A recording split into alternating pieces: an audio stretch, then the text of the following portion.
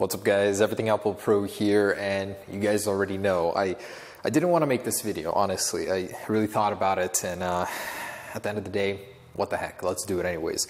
The iPhone X drop test, this ridiculously priced device, it costs a fortune. You know, you don't want to break it, but in this video I want to see how durable is it. This thing is made of stainless steel, which is a material Apple doesn't use very often in their products, especially on the outside. It makes it look beautiful, but how's the durability of it? On the front and back, we've got the most durable glass, Apple says, on any smartphone ever, so we'll have to see that as well. And we've already tested it with the iPhone 8, but I wanted to go ahead and throw that in here as a reference point. So the iPhone X versus a normal smartphone, is it more or less durable? So believe it or not, this thing costs about $579 to replace out of warranty, and a screen repair is a little under $300. So you don't want to break the display on this thing, definitely protect it, but if you want to use it naked, how will the durability do? So for the first test, I actually wanted to use some cases, and this is new because I don't usually do this on this channel, but I wanted to throw a case on both of these and just drop them and see how the internals do before we get into testing the glass. So I thought that would be a good test to throw in there. Anyways, with a case on it, we're just going to drop it onto the back, see if the internals get shaken or anything like that. Yeah, man, I just opened this thing. I do not want to break it. Believe me, guys, I sympathize with all of you guys seeing this. It hurts, but I need to see the durability. And by the way, with an in-warranty cost with AppleCare Plus, it's only $29, so it's not so bad at all, even if you break it. Best insurance or best case you can get is AppleCare Plus. But all right, so oh my gosh, I just got this thing. Here we go. So I'll actually do the 8 first. This is glass front and back as well, so pretty standard here. We'll do a side from about head height.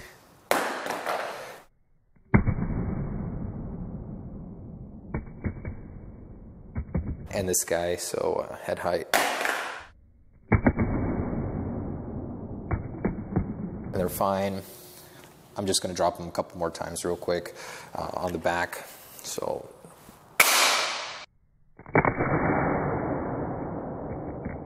oof, that's loud. And both are still all right. You know, with a case, you're pretty much protected. I just wanted to see with the shake traveling through the phone, how would it affect it? And it seems to be all right. Okay, so let's pop them out of their cases and test the glass now. I'm so nervous. I feel like I'm gonna break this thing before I even start testing it.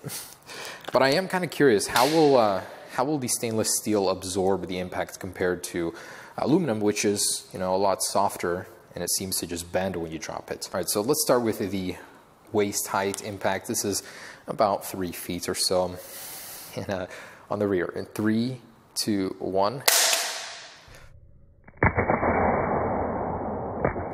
That's the iPhone 8. Oh, it's fine. Got a scratch on it from earlier, but otherwise it's okay. And the much heavier iPhone X. This is one of the heaviest iPhones Apple has produced, I believe, since the 4 and 4S series. Thicker too, so might actually be worse for dropping. 3, 2, 1.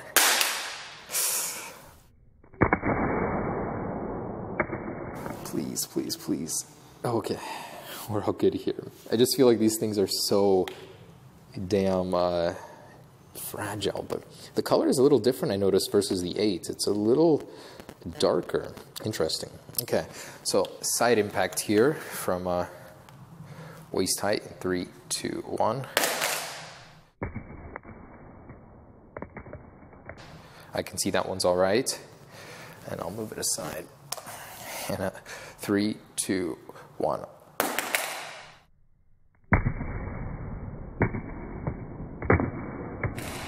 Oof. Man, it hurts me to do this. How does the bottom look? So honestly, I'm not seeing any scratches. A little tiny scuff here. This space gray color is really holding up pretty well. This one has got a dent already, some scuffage here. I would say the iPhone kind of absorbs that a little bit better. And the front facing. In 3, 2, 1.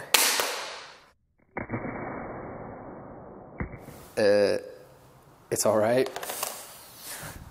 And the 10. 3, 2, 1.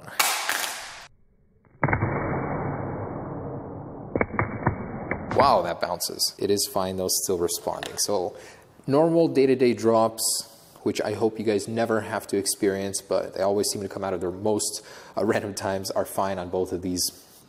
They did survive. So let's go a little bit higher to head height here and try them out. And this is where most of these phones start to fail. All right, so about head height here for the iPhone 8 in 3, 2, 1. I think that's broken.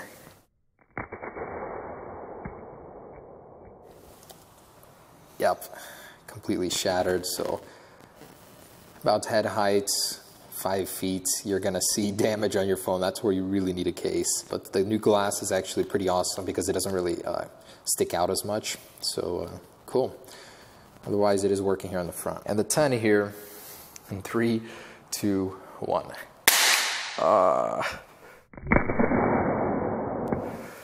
Please. Oh, wow. All right.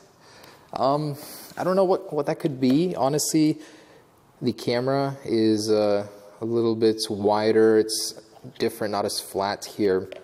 Could have something to do with it. This thing looks fantastic for being dropped from head height. This stainless steel border is seriously tough. Wow. Okay. Displays are still working. So let's continue with both of these.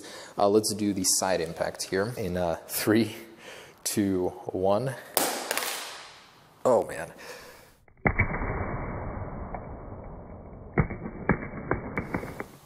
That took a chunk out of there. It actually bent the whole bottom of the phone. You can see it's a little warped, but it's still holding up pretty well. I'm impressed. I've never tested the 8 in a drop, so this is a first for me, and it's doing pretty well. Okay, the 10. Okay, please don't break, but in 3, 2, 1.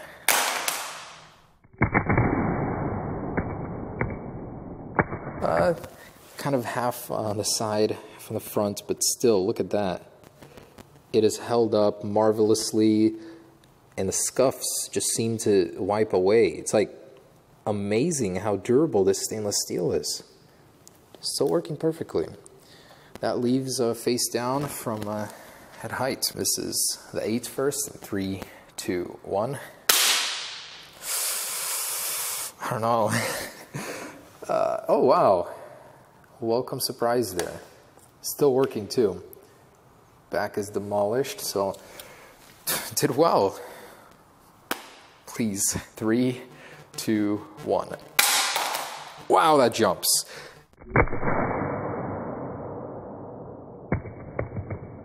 Definitely has something to do with the stainless steel. It seems to absorb and push out that energy differently than aluminum. And wow, I can't believe it.